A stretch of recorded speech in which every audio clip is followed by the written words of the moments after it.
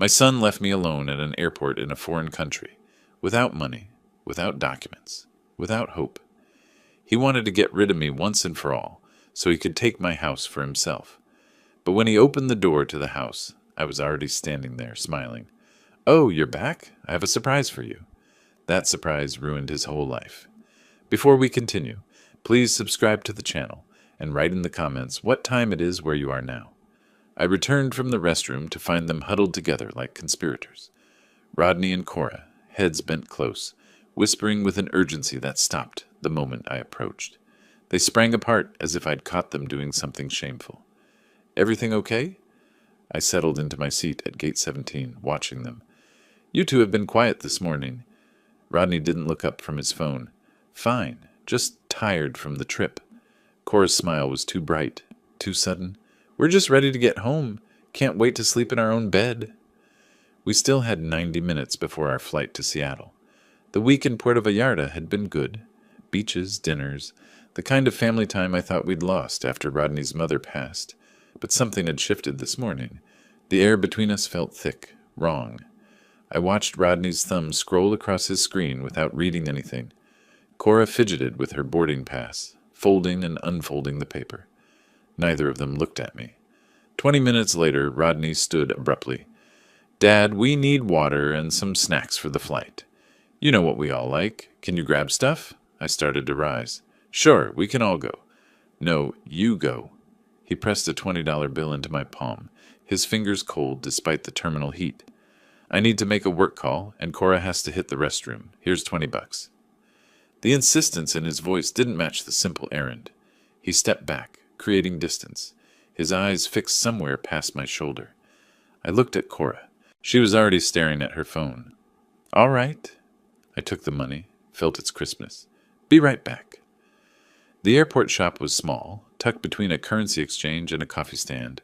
I took my time, studying the shelves. Rodney liked the expensive imported water, the kind with the blue label. I grabbed 3 bottles. Trail mix for Cora. She always wanted the one with dried cranberries. Protein bars for me. The checkout line moved slowly. A family ahead of me had 2 crying children and a stroller blocking half the aisle. 12 minutes passed, maybe 14. I rounded the corner back to gate 17 with the plastic bag in hand. The seats were empty. Not just empty, cleared. No backpacks, no jackets. No sign anyone had been sitting in seats 14, 15, and 16. Other passengers occupied different chairs now, scrolling phones, reading magazines, oblivious. The bag slipped from my fingers. I yanked my backpack off my shoulder, hands shaking as I unzipped the main compartment. My spare shirt was there. Toiletry bag, nothing else. The inner pocket where my passport always stayed, empty. I checked the side pocket, no phone. Front compartment, no wallet. My hands moved faster, checking every space twice, 3 times, hoping I'd somehow missed them. Nothing. Gone. All of it. I grabbed the shopping bag and half ran to the gate counter. A young woman in an airline uniform looked up from her computer. "The couple sitting in 14 and 15, did you see where they went?" She typed something, eyes scanning her screen. "Evan's party? They took the earlier flight to Denver. Standby upgrades. Departed 20 minutes ago." "Denver?" My voice came out louder than I intended. "We're going to Seattle. That's my son." "Sir, their boarding passes were for the Denver connection." The terminal tilted slightly. "Denver. Not Seattle. Not home." "Did they leave anything? A message?" Her expression shifted from efficient to sympathetic. "No, sir." "I'm sorry." I walked back to the empty seats, sat down heavily, pulled out the $20 bill from my pocket. Still there, still crisp. The only money I had in the world right now. $20. He gave me $20 and took everything. The plastic bag sat on the chair beside me. 3 bottles of water, including the expensive one Rodney preferred. Trail mix, protein bars. I'd spent $12 being thoughtful. $8 remained. I stood, legs unsteady, and made my way to airport security. The officer behind the desk had kind eyes and a tired face. My son took my passport. The words sounded absurd, spoken aloud. My phone, my wallet, everything. He just left me here. "Do you have any identification? Any way to prove who you are?" "I have nothing. $20 and a bag of water bottles." She wrote something on a form, asked questions I answered mechanically. Names, addresses, flight numbers. She gave me a case number, suggested I contact the U.S. Consular Agency downtown. Her sympathy was genuine, but couldn't change the facts. I walked away from her office, forms in hand that meant nothing without identification. The terminal stretched ahead. Shops, restaurants, gates full of travelers with phones and wallets, and futures planned beyond the next hour. I passed a family boarding their flight, parents shepherding children, everyone accounted for, everyone belonging somewhere. My reflection in the massive windows showed a man alone. The backpack hung empty from one shoulder. The plastic bag dangled from my other hand. Behind my reflection, planes took off, rising into cloudless blue sky, their engines roaring promises of destinations and arrivals. One of them carried my son. I stood there, watching them climb and disappear, as something hard and cold settled in my chest, where trust used to live. The terminal sounds faded, announcements, rolling luggage, conversation. All I heard was silence and the question I couldn't answer. Why? I took a breath. Another. The shock lifted slowly, like fog revealing terrain beneath. Stranded, yes. Helpless, no. The businessman in me, dormant these past years since retirement, woke up. First, identification. Second, money. Third, home. I created a mental checklist the way I used to before board meetings. The information desk directed me to the U.S. Consular Agency. I walked there 20 minutes through streets where tourists haggled over silver jewelry and locals sold fruit from carts. The office was small, efficient, American flag on the wall, photos of the president. A woman at the desk looked up as I entered. "Tell me what happened, Mr. Evans. Start from the beginning." Her name was Patricia Henderson. I sat across from her and explained it all. The vacation, the airport, the empty seats. My son left me at the airport, took my passport, my phone, my wallet, everything. She waited, pen poised over a form. My son did this? He's been living in my house rent-free for 2 years. I think he wants to keep it. Something shifted in her expression. Professional distance giving way to something personal. She set down her pen.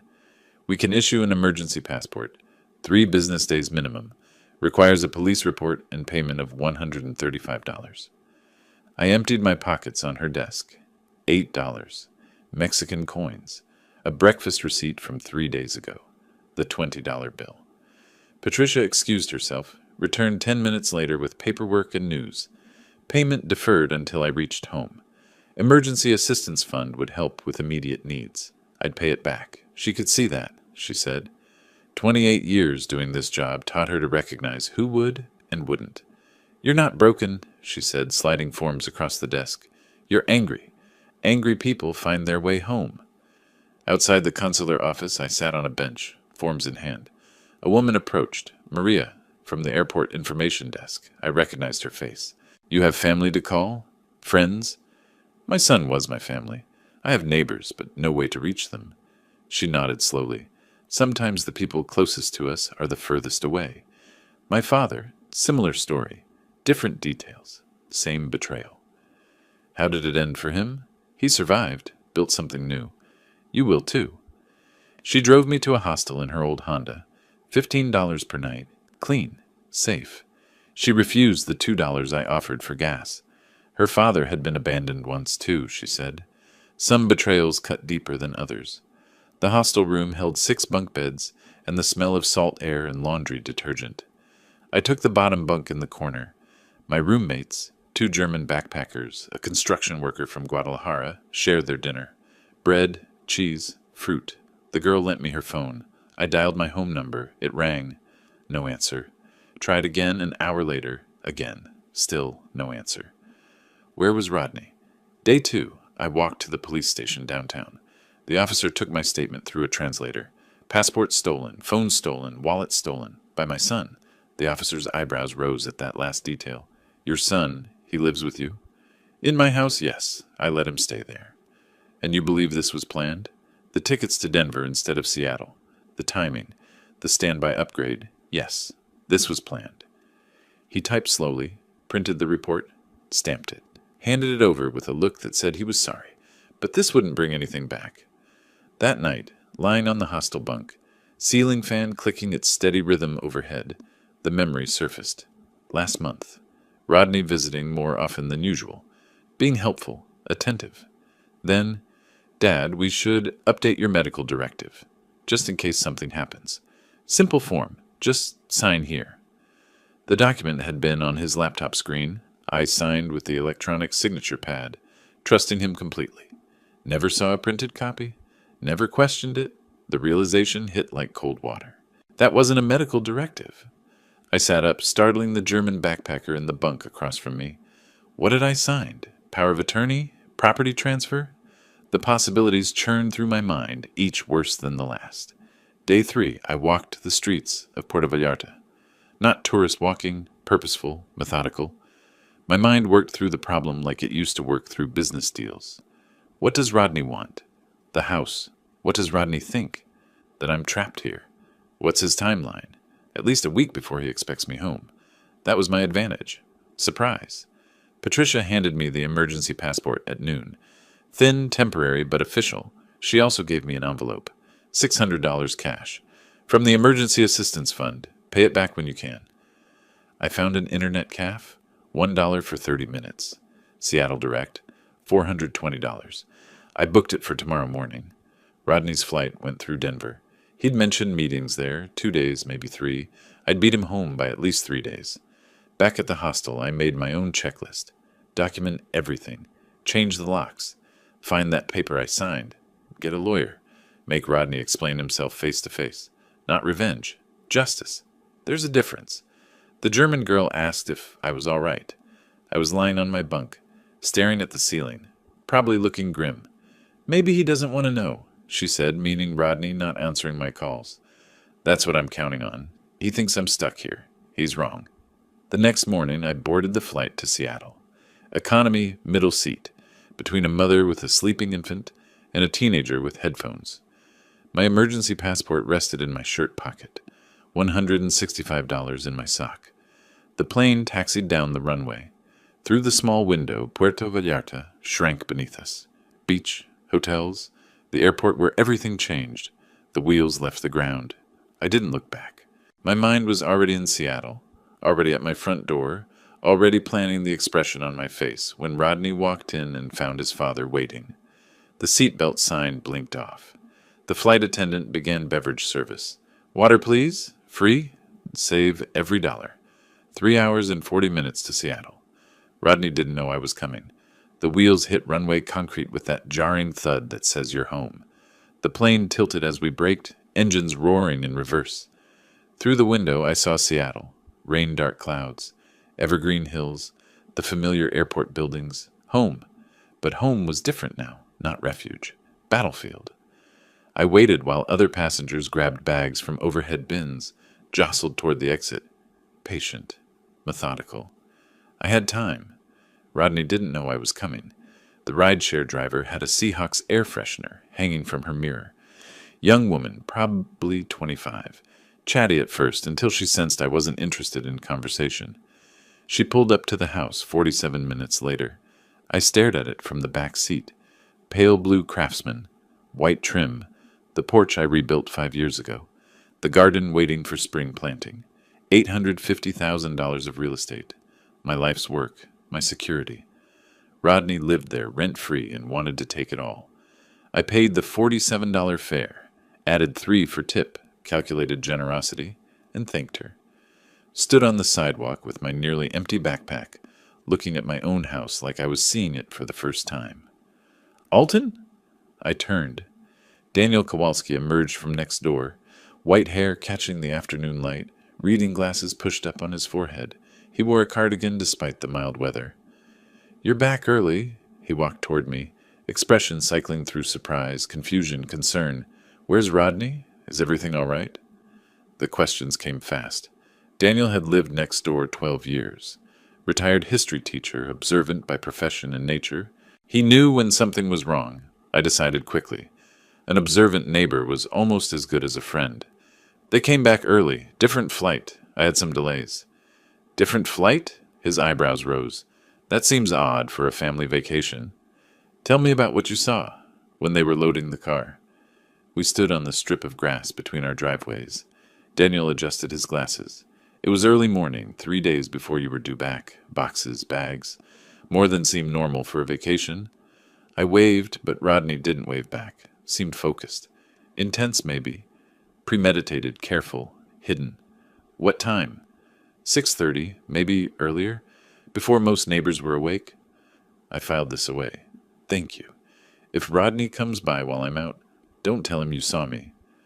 Daniel studied my face. Understanding dawned slowly. I haven't seen you. You're still in Mexico, far as I know. Exactly. I retrieved the spare key from its hiding place, the fake rock near the rhododendrons my wife planted 20 years ago. My fingers remembered the motion. Unlocked the door. Disarmed the security system. Code unchanged, which meant Rodney expected no interference. Stepped inside. The house smelled stale. Closed up. Unaired. I moved through rooms with increasing speed. Living room. Grandfather clock, missing from the corner where it had stood for 30 years. Dining room. Silver service gone from the china cabinet, leaving gaps like missing teeth. My bedroom.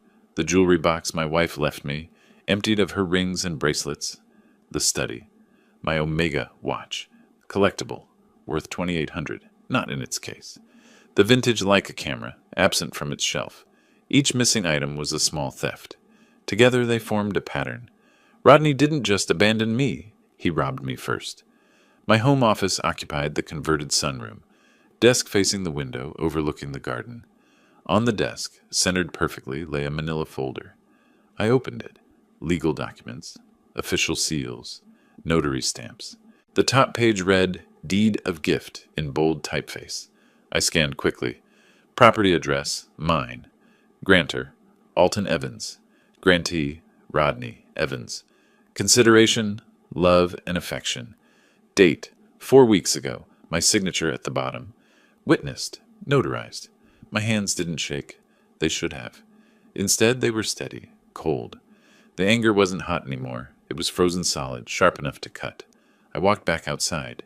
Daniel was watering his plants, but I could tell he was waiting. Can I borrow your phone? He handed it over without questions. I photographed everything. Every empty space where valuables used to sit. Every gap on shelves. The open watch case. The missing camera. The desk drawer.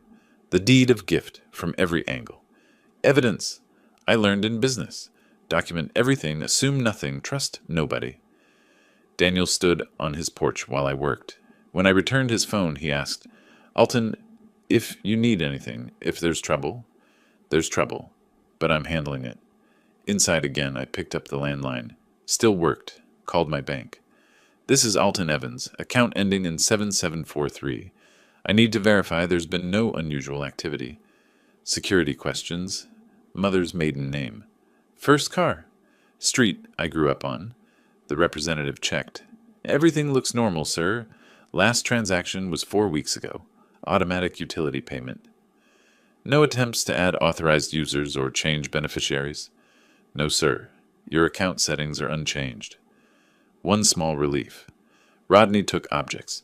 Took the house on paper, but hadn't drained the money. Maybe couldn't. Maybe didn't have time. Maybe planned to do it later. Another small advantage. I still had resources. I sat at my desk, the deed of gift in front of me, and remembered. 1 month ago. Tuesday. Rodney brought lunch. Sandwiches from the deli I liked. We ate, talked, laughed about nothing important. Then, Dad, I updated some documents for you. Medical power of attorney, living will, that stuff. You should review and sign, just to be current. His laptop was already open. Document on screen. Signature pad connected. I signed electronically. Trusting. Never saw a printed copy. Never questioned what it actually said. That Tuesday. That sandwich. That signature. That's when I lost everything. I stood alone in my living room as darkness gathered outside. Spoke to the empty house. You thought I'd be stranded. You thought I'd be gone long enough for you to establish possession. My reflection stared back from the darkened window. You thought wrong. Morning light came through the east kitchen window, cutting across the table where I sat with instant coffee in a chipped mug. The list I'd made the night before lay in front of me. Items crossed off, new ones added, priorities circled twice. Top of the list. Lawyer. I'd spent the previous evening on Daniel's borrowed laptop. Searching. 3 real estate attorneys downtown, all experienced in property disputes. Margaret Chen's name appeared most often in successful case outcomes. At 8 o'clock exactly, I dialed her office. A receptionist answered, professional and practiced. I asked for a consultation, said it was urgent. She began offering dates next week. My son stole my house. I have the document. I need help today. Silence on the line. Then, hold please. 30 seconds passed. A different voice came on. This is Margaret Chen. Tell me what happened. I gave her the condensed version, hitting key facts. She asked 3 questions. Is the document notarized? Yes. Is your signature genuine? Yes. Did you know what you were signing? No. Come in at 11. Bring the document and any identification you have. I prepared for the meeting like a business presentation. Gathered everything, the deed of gift, emergency passport, bank statements, photos of stolen items, Daniel's written statement about seeing Rodney load cargo, organized chronologically in a manila folder, dressed carefully, pressed shirt, slacks, jacket. Appearance mattered. People judged credibility by presentation. Her office was downtown, 20th floor, corner view of Puget Sound. Margaret Chen was smaller than I expected, maybe 5'3", precise in movement and speech, gray-streaked black hair pulled back severely. The office smelled like paper and printer toner. Law books lined 2 walls. She gestured to a chair across from her desk. Worn leather, shaped by countless clients with countless problems. I sat, placed the deed of gift on her desk like evidence at trial. She put on reading glasses, began examining it. Expression didn't change, but her pen moved faster, making notes. 5 minutes later, she looked up. This is a properly executed deed of gift. The notary seal is legitimate. The language is standard. Your signature appears genuine, is it? I nodded. Then legally, as of the date on this document, your son owns your house. The words hit like physical blows. However, and that word carried weight, if you can prove you were deceived about the document's nature, we can argue fraud. She swiveled her computer monitor toward me. The deed of gift filled the screen, enlarged. Walk me through the signing. What exactly did your son tell you? He said it was updating my medical directives. Power of attorney if I became incapacitated. Made sense. I'm 63. Did you read the document before signing? It was on his laptop screen, small text.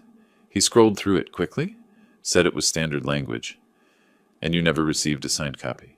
Never. I assumed it was filed with his records. For emergencies? Her pen flew across the notepad.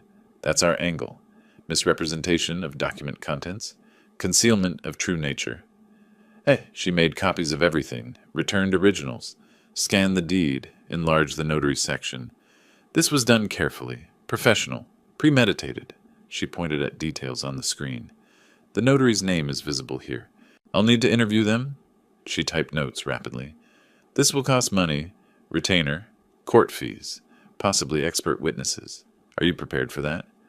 I sold a business 3 years ago. I have resources. This is worth every dollar. What will this cost? Realistic numbers. Retainer today, $5,000. If it goes to full trial, $20,000 to $40,000 more.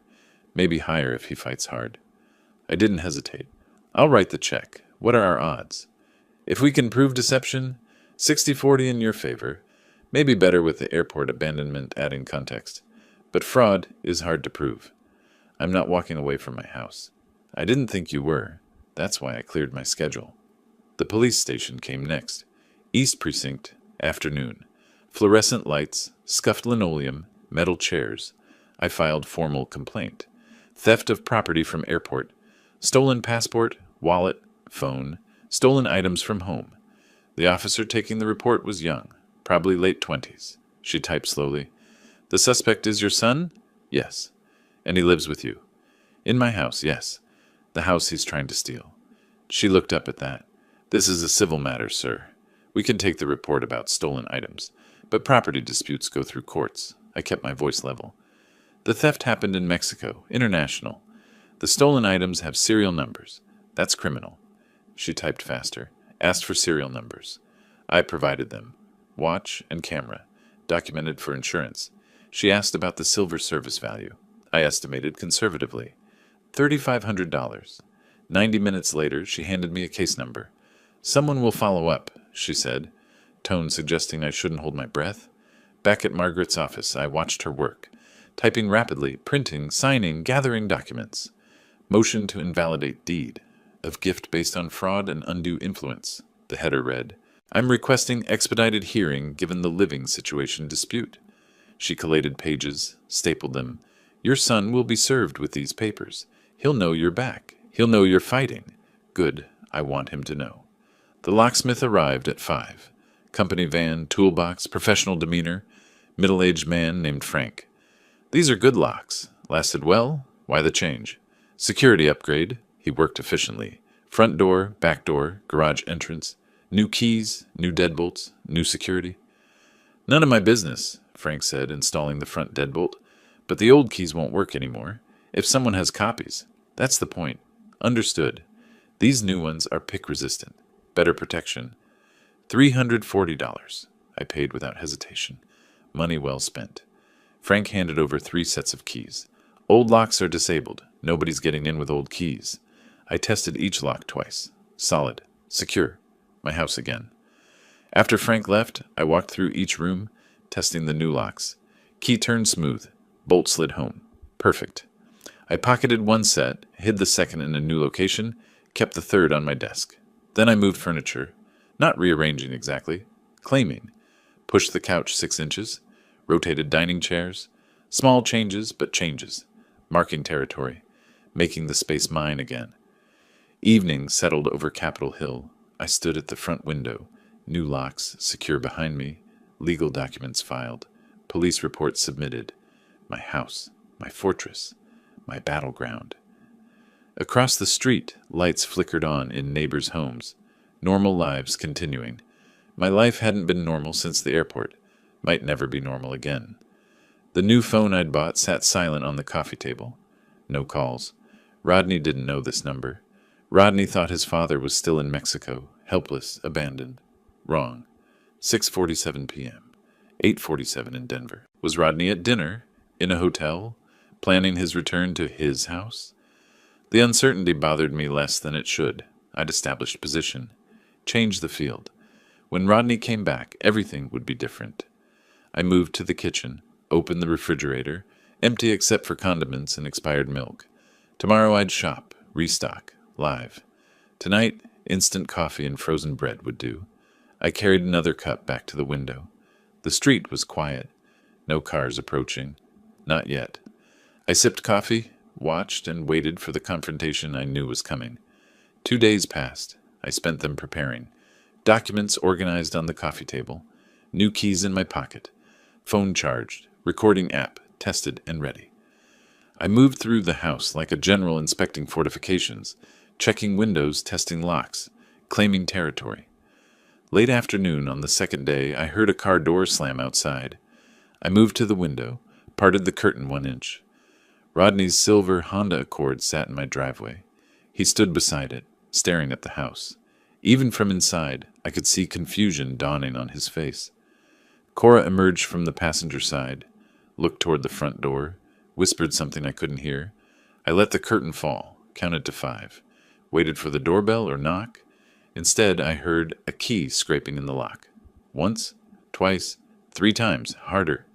The old key, useless now. Rodney cursed quietly. Cora's voice came through the door, sharp. "What's wrong?" "Lock's jammed or something." More scraping. Metal on metal. Nothing turning. Then silence. Footsteps moving around the house.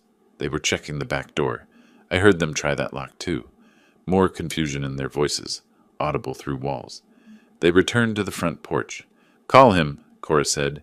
"He doesn't have his phone. We have his phone." But he tried anyway. Somewhere in the house, my old disconnected phone buzzed once. Died. My new phone rang. Unknown number. I answered on the 3rd ring. "Yes? Dad, is that you?" "It is?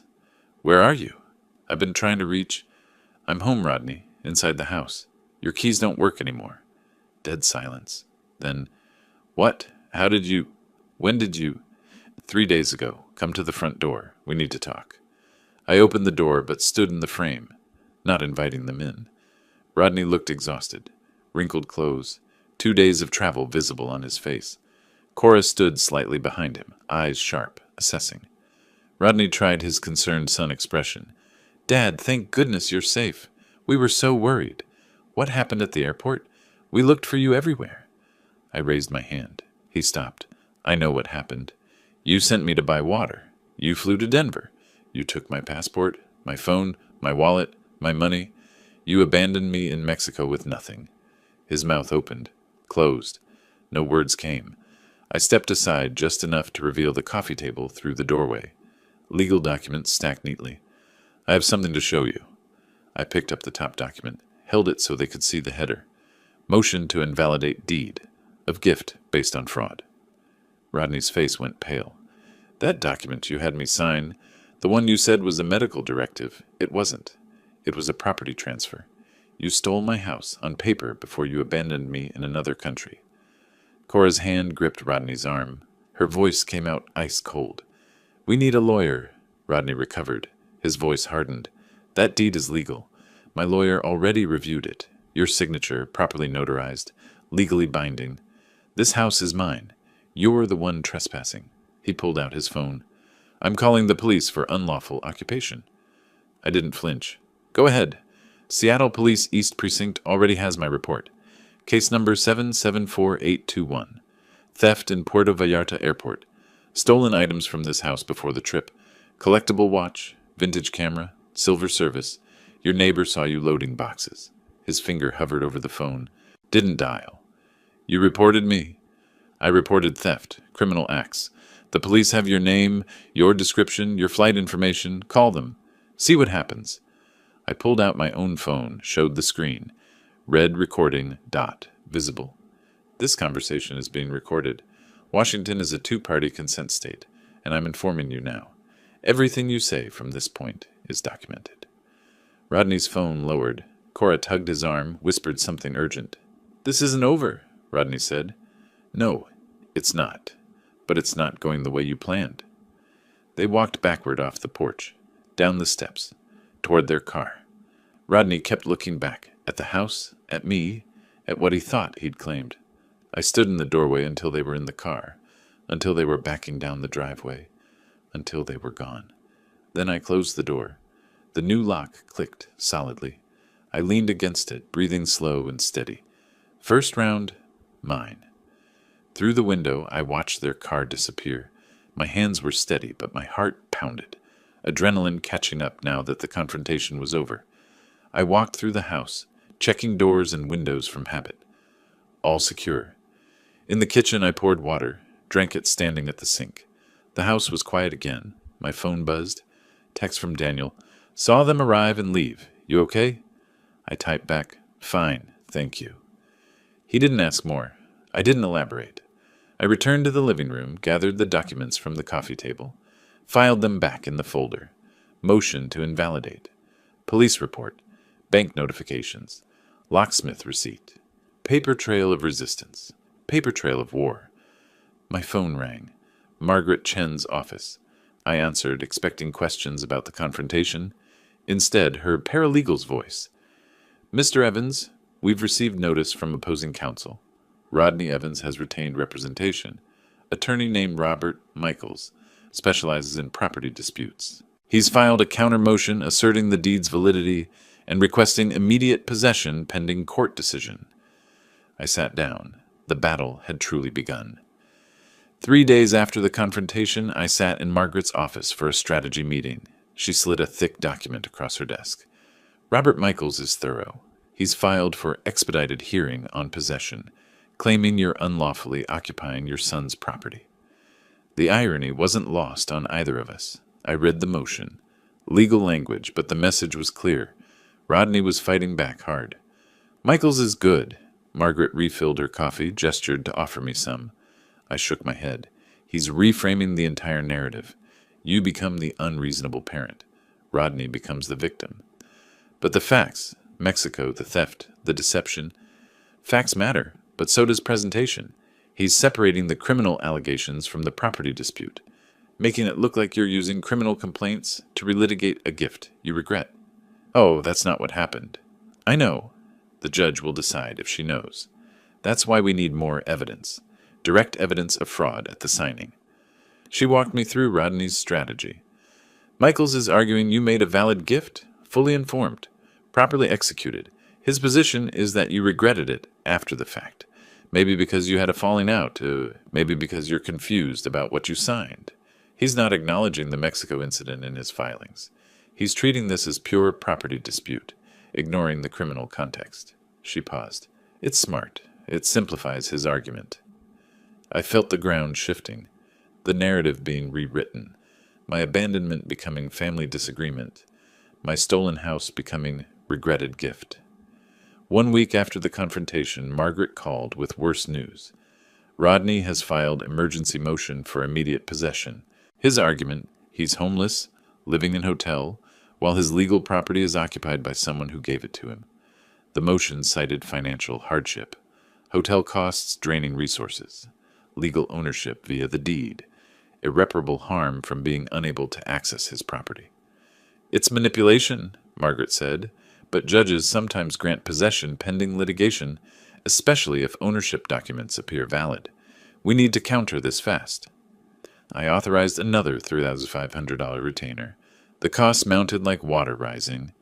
Daniel mentioned the social media attack awkwardly one evening over the fence between our yards.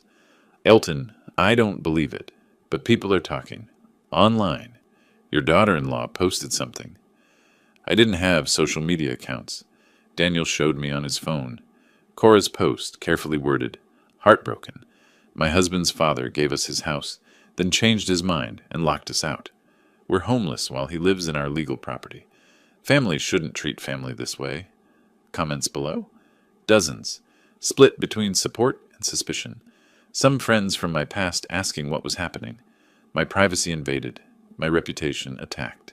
Should I respond? Explain? I asked Daniel. Talk to your lawyer first. Anything you say publicly might be used in court. So I stay silent while she lies. Sometimes silence is stronger than arguing. People who matter will wait for the truth. 2 weeks into the legal battle, Margaret scheduled a financial discussion. She spread expense projections across her desk. Initial retainer, $5,000. Additional filing fees and discovery, $3,500 already spent. If this goes to full trial, depositions, expert witnesses, court time, we're looking at $40,000 to $60,000 total. Maybe more if Michaels drags it out. She met my eyes. I need you to understand what you're committing to. This is mortgage money, retirement savings money. Rodney is betting you'll settle rather than pay these costs. I looked at the numbers. My business sale netted enough, but watching savings drain hurt differently than expected. And if I settle? Give him something to walk away? Depends what you offer, but settling rewards theft. And Rodney smells blood now. He might demand unreasonable terms. So fight or surrender. Those are the options in any war. I met with my financial advisor, Patricia, who'd managed my retirement investments for 8 years. She ran numbers, showed me scenarios. $50,000 over 6 months, sustainable. $80,000 over a year, damaging but not destroying. The question, she said carefully, is whether winning is worth the cost, even if you keep the house. I didn't answer immediately. Later, alone, I thought, yes, it is. Robert Michaels called 2 weeks in. First settlement overture. Mr. Evans, I'm calling to see if we can resolve this without lengthy litigation. My client is willing to lease the property back to you at reasonable rate until you find alternative housing. The property is mine. I'm not leasing my own house. The deed says otherwise. I'm trying to find middle ground here. The deed is fraudulent. There is no middle ground between ownership and theft. His tone cooled. Then we'll see you in court. I began documenting everything obsessively. Daily log of events. Timeline of interactions. Financial records showing house payments and ownership history. Photographs of missing items. I converted the guest bedroom into a war room. Documents organized in labeled folders. Timeline posted on wall.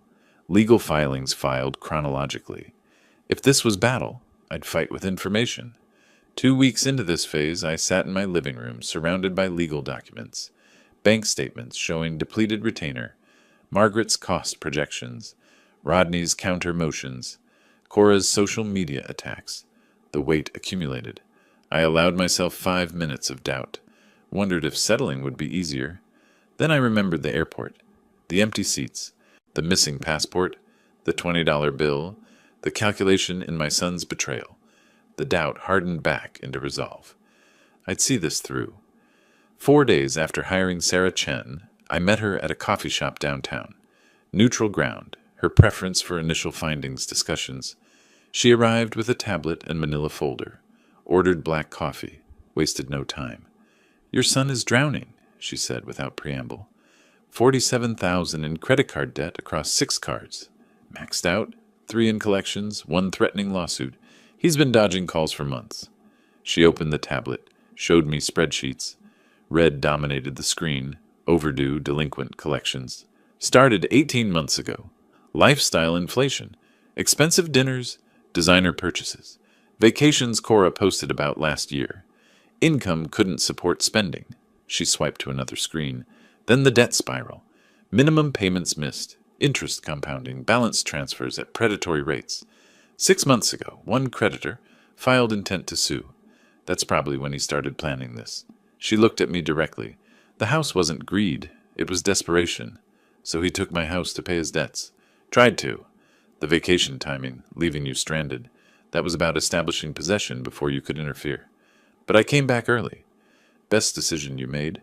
Another week and he'd have changed locks. Moved in, claimed adverse possession while you were stuck in Mexico. Sarah produced more evidence. Emails from 3 different real estate agents, all contacted in February. Subject line on all 3. Property evaluation request. He sent your address, described the house, asked for market analysis. She showed me the responses. 830,000 estimate, 865,000, 840,000. Average, 845,000. He was shopping your house while living in it, before you signed anything, before Mexico. This proves planning. I read the emails twice, cold, calculated preparation. My son priced my home like merchandise. There's more, Sarah said. This part's legally gray. Data broker, internet search records, technically purchasable, but courts might question it. She showed me anyway. Search queries from Rodney's IP address, timestamp January and February. How to convince parent to transfer property. Deed of gift versus quitclaim deed. Can property transfer be reversed? What happens if someone abandons elderly person abroad? That last one, dated February 18th, made my stomach turn. Rodney was researching abandonment 6 weeks before doing it. 2 days before the preliminary hearing, Margaret reviewed all new evidence in her conference room. The financial desperation establishes motive. The realtor contacts establish premeditation. The search history, she paused. That's powerful, but potentially inadmissible, depending on how it was obtained. We'll include it in our brief, but be prepared for Michaels to challenge. She organized documents into presentation order. You'll testify about the signing, describe exactly what Rodney told you, how the document was presented, that you never saw printed copy. Then we hit them with the planning evidence. Margaret drilled me on testimony. Mock cross-examination, her paralegal playing Michaels. Mr. Evans, you signed this document, correct? Yes, but... No buts. Yes or no. Margaret stopped us. He'll try to reduce you to yes, no answers. Resist that. Judge Morrison allows witnesses to explain. Use that. We practiced for 2 hours. My answers got sharper, clearer, less defensive. The hearing arrived. King County Courthouse, Department 15, late April morning. Judge Patricia Morrison presiding, mid-50s, reputation for no-nonsense efficiency. I sat at plaintiff table beside Margaret. Across the aisle, Rodney, Cora, and Michaels. First-time father and son in same room since the porch confrontation. Rodney didn't meet my eyes. Margaret presented opening arguments. Fraudulent transfer through misrepresentation, elder exploitation, criminal abandonment context, Michaels countered. Valid gift, proper execution, plaintiff's remorse dressed as fraud claims. Judge Morrison listened without expression. Mr. Evans, you'll testify first. I took the witness stand, hand on Bible. Do you swear to tell the truth, the whole truth, nothing but the truth? I do. Margaret guided me through chronology, my relationship with Rodney, allowing them to live rent-free. The February document signing. What did your son tell you about the document? He said it was an update to my medical power of attorney. Standard language about healthcare decisions if I became incapacitated. He said I should sign it to be current. Did you read the document thoroughly? He displayed it on his laptop screen. Small text.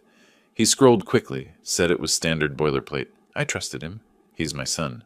Michaels cross-examined aggressively. But you did sign it, Mr. Evans? Yes. You're educated, ran a business for decades? Yes. Capable of reading legal documents? Yes. Yet you claim you didn't understand what you signed. I didn't flinch. I understood it was presented as a medical directive. I didn't know it was actually a property transfer until I found the recorded deed weeks later. Michaels pivoted. Isn't it true you had a disagreement with your son after this trip? There was no disagreement. There was abandonment and theft. Judge Morrison. Answer the question as asked, Mr. Evans. Margaret presented the investigation evidence. Financial records showing Rodney's debt. Emails to realtors. Timeline of planning. Michaels objected repeatedly. Relevance? My client's financial situation doesn't invalidate a legal property transfer. Margaret argued. Establishes motive for fraud, Your Honor. Shows this wasn't a gift, but a scheme born of financial desperation. Judge Morrison reviewed documents, made notes. I'm ordering expert examination of the signing circumstances. Independent notary, expert, to evaluate whether proper protocols were followed. Both parties will make experts available. Hearing continued for 6 weeks pending expert report.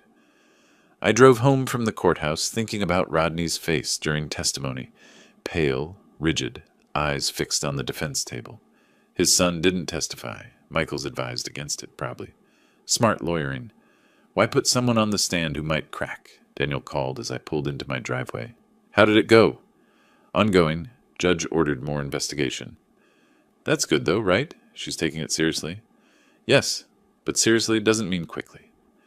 Inside, I found Margaret's message on voicemail. Call me when you can. Development in the case. Not urgent, but interesting. Her tone suggested something worth discussing. I dialed her back. Time to learn what comes next in this endless battle. 2 days after the preliminary hearing, Margaret's development became clear. Michaels filed motion for psychological evaluation. Arguing my age and possible cognitive decline affected my understanding of the document I signed. I sat in Dr. Rachel Foster's office for court-ordered assessment. This evaluation is requested by opposing counsel, she explained, professional and neutral. They're suggesting cognitive impairment affected your ability to understand legal documents. I'll assess memory, comprehension, decision-making capacity. The results go to both attorneys and the court. I understood the implication. Rodney's lawyer was calling me mentally unfit. Let's begin with some memory exercises. 2 hours of testing. Short-term memory recall. Remember list of words. Repeat back. Long-term memory. Describe business career. Significant life events. Cognitive processing. Solve puzzles. Identify patterns. I'm going to read you a list of 10 words. Try to remember as many as possible. After hearing the list, hospital, television, curtain, flower, envelope, sidewalk, piano, thunder, basket, mirror. That's all 10 in order. Excellent recall. Now tell me about a significant decision you made in the past 5 years. I provided detailed chronology. Selling my business. Equipment supply company I built over 30 years. Had offers from 3 buyers. Evaluated each based on price, terms, and what would happen to my employees. Sold to the buyer offering best outcome for everyone. Closed in September 2022 for net proceeds of $320,000 after taxes. Dr. Foster wrote notes. Detailed memory, clear reasoning process. Good. 1 week later, Margaret called. Dr. Foster's report is in. You're officially mentally competent. She read excerpts. Subject demonstrates intact memory function, normal cognitive processing for age, clear decision-making capacity, no signs of dementia or significant impairment, fully capable of understanding legal documents and making informed choices. Michaels tried to paint you as confused old man. This demolishes that narrative. Sarah Chen called the same day. Coincidence, but fortunate timing. Found your notary. Frank Morrison, freelance, works from home office. I did informal interview. He got talking. She paused for effect. Rodney paid him $300 cash to notarize your signature at a Starbucks. Not his office. Not your home. A coffee shop. Frank admits he felt uncomfortable but needed the money. That's a violation of notary protocols. Margaret and I met Frank Morrison 3 days later at his small office in Ballard. Frank was nervous, mid-40s, thinning hair, apologetic demeanor. I shouldn't have done it that way. Professional notaries should work from proper office, verify circumstances. But Rodney said his father was too ill to come to my office, had mobility issues. Could I meet them at a convenient location? Paid cash up front. I needed the work. He shifted uncomfortably. When I got there, you seemed perfectly healthy. Walked in fine, ordered your own coffee. I wondered about the story, but Rodney rushed everything. My dad has appointment after this. We're short on time. I notarized quickly. Felt wrong. Margaret prepared his statement with legal precision. I, Frank Morrison, licensed notary public in Washington State, hereby attest that. The statement detailed the Starbucks meeting, the cash payment, Rodney's rushed insistence, the procedural irregularities. You understand this likely ends your notary business? Margaret asked. Frank nodded. I understand. But what I did was wrong. I should have refused. One evening, Daniel knocked on my door. Cora called me, asked me to pass message to you. She says you won't answer Rodney's calls. I hadn't. Blocked Rodney's number after the confrontation. What message? Daniel looked uncomfortable. She's offering to settle. They'll sign quitclaim deed, return the house legally to you in exchange for $200,000. One-time payment. They walk away. Case ends. $200,000, quarter of the house's value. She said to think about it. Consider the legal costs you're facing. This ends it now. My answer was immediate. No. Tell her no. I discussed it with Margaret the next morning. She was unsurprised. They're seeing the evidence accumulate. Psychological report, notary statement, financial desperation, premeditation proof. Cora's smart enough to know they're losing. $200,000 is her exit strategy. She met my eyes. But if we win fully, you get your house free and clear. If you settle, you pay them a fortune for stealing from you. We're not settling. I'm not paying ransom for my own property. Sarah delivered her final investigation report. Comprehensive document summarizing everything. Cost $2,000, but worth every cent. Margaret filed it as supplemental evidence. This is devastating to their case. 3 weeks passed in tense preparation. Margaret filed all new evidence with court. Michaels filed counter-arguments. The legal battle became paper war. I was into the case for $17,000 now. 4 days before the scheduled hearing, Margaret called with urgency I hadn't heard before. Judge Morrison moved our hearing up. 2 days from now. She's reviewed all evidence and wants oral arguments immediately. Is that good or bad? Unknown. But judges don't expedite cases they plan to dismiss. She's seen something that demands quick resolution. A pause. Be ready. This might end soon. One way or another.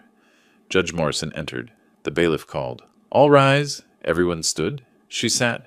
Everyone sat. Choreography of justice. Margaret leaned close. Remember, whatever happens in the next few hours determines everything. I nodded. Didn't need the reminder. Morrison reviewed her notes, looked up. I've examined all submitted evidence. This hearing will address the motion to invalidate the deed of gift based on fraud. Mr. Michaels, you may begin. Michaels stood, adjusted his tie, addressed Morrison directly. Your Honor, this case is simple. Adult son, aging father, legitimate estate planning conversation. The father signed a deed of gift, his signature verified genuine, properly notarized. Now, months later, after a family disagreement, he claims fraud. He gestured dismissively toward Margaret's evidence stack. Financial difficulties don't prove fraud. Pre-planning doesn't prove fraud. Family conflict doesn't prove fraud. The deed stands on its legal merit. He sat down. Confident. Too confident. Margaret rose, picked up Frank Morrison's statement. Your Honor, the notary's sworn statement details procedural violations that invalidate the notarization. The signing occurred at a Starbucks, not proper office. Mr. Morrison was paid $300 cash, unusual for services typically costing $25. He was told Mr. Evans had mobility issues and couldn't travel. Demonstrably false. She picked up another document. The defendant contacted 3 real estate agents before the vacation, requesting property valuations. Before his father signed anything, he was pricing the house like merchandise. That's not estate planning. That's theft planning. Morrison leaned forward. Mr. Michaels, how do you explain your client paying 12 times normal notary fee for services at an unusual location? Michaels stood. Perhaps he wanted to accommodate his father's schedule, Your Honor. The fee reflects convenience. Morrison's expression showed skepticism. And the false statements about mobility issues? Michaels hesitated. I'd need to confirm those allegations with my client. Morrison turned to Margaret. Ms. Chen, fraud is difficult standard. Preponderance of evidence requires showing Mr. Evans was actively deceived about document contents. Can you meet that burden? Margaret nodded. The notary will testify Mr. Evans was never told the document's true nature. The defendant rushed the process, controlled the presentation, never provided signed copy for review. Michaels called Rodney to the stand. Risky move, but necessary to counter my narrative. Under direct examination, Rodney maintained his story. I showed my father the document, explained it was transferring the house. He understood. He wanted me to have security. Margaret's cross-examination was surgical. You told the notary your father had mobility issues? I said he preferred not to travel that day. Did he have mobility issues? Not exactly, but yes or no? No. You paid $300 cash for notarization? I wanted to ensure quality service. Did you tell your father the document was a medical power of attorney? Rodney paused too long. I may have mentioned medical planning in the conversation. May have, or did? It was part of broader discussion. You're not answering the question, Mr. Evans. I watched my son's face, saw the tells, hand-touching nose when he hedged, eyes darting to Michaels when asked direct questions, voice rising defensively. He was lying under oath, badly. Morrison called brief recess. Margaret received a phone call, requested permission to approach bench, spoke quietly with Morrison and Michaels, returned to me. Police executed search warrant on storage unit rented in Rodney's name. Found your watch, camera, silver service, everything you reported stolen. Validation and anger simultaneously. Physical proof, criminal evidence. When court reconvened, Morrison addressed both parties. I've been informed that items allegedly stolen from plaintiff's home have been recovered from defendant's storage unit. This adds criminal dimension to civil case. Prosecution will receive full referral. Rodney's face went pale. Cora grabbed his arm, whispered urgently. Michaels requested sidebar, argued briefly at bench. Morrison shook her head, gestured them back. Michaels returned, looking defeated, whispered to Rodney, who slumped in his chair. I knew that posture. The collapse of someone whose last hope just evaporated. Morrison delivered her ruling without dramatic pause. Based on evidence presented, this court finds by preponderance of evidence that the deed of gift was procured through fraudulent misrepresentation. The notarization violated standard protocols. The defendant's testimony contained material inconsistencies. She paused. The pattern of premeditation, combined with subsequent abandonment in Mexico and theft of property, establishes intentional scheme rather than legitimate gift. The deed is hereby declared null and void. Title remains with plaintiff Alton Evans. All stolen property must be returned within 48 hours. I'm referring criminal matters to the King County Prosecutor's Office for potential charges. The gavel fell. Case decided. I drove home in afternoon sun. The house was mine again, legally, officially, permanently. Pulled into the driveway, sat in the car for a moment. Same house I returned to weeks ago after Mexico. But different now. Vindicated. Protected. Mine. Got out, walked to the front door, inserted my key.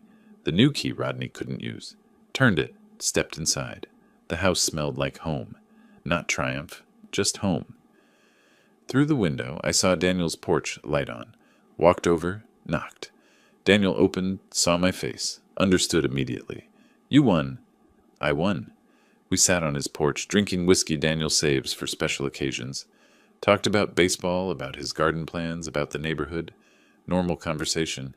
After months of abnormal, normal felt extraordinary. I walked home under streetlights, entered my house. locked my door with my key, stood in the quiet living room. Tomorrow, the aftermath. Tonight, just peace. 2 days after the ruling, I drove to Seattle Police Evidence Facility to collect my stolen items. Sterile government building, fluorescent lights, bureaucratic forms. An officer brought out a plastic bin labeled with my case number.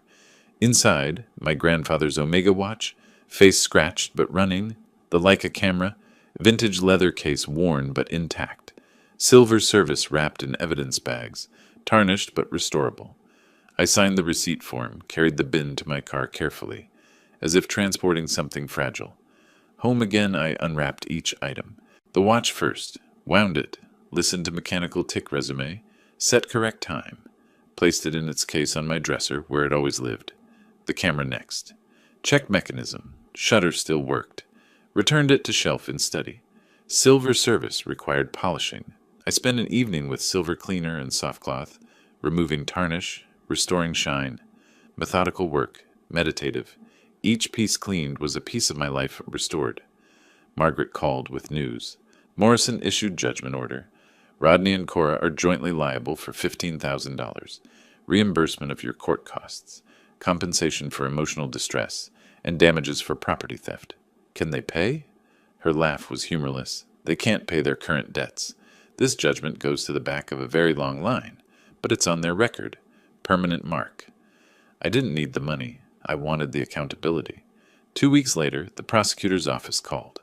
Assistant prosecutor named James Riley. Sounded young and overworked. Mr. Evans, we're offering your son a plea agreement. Plead guilty to theft and attempted fraud, receive 2 years probation, restitution to you, and community service. No jail time given his lack of prior record, but conviction on his record permanently. I don't want revenge. I want accountability. If probation accomplishes that, accept the plea. Riley sounded relieved. Thank you. Some victims push for maximum punishment. This is proportional. Proportional. The word felt right.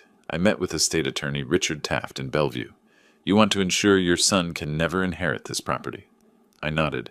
Never. Not if I die tomorrow, not if I die in 30 years.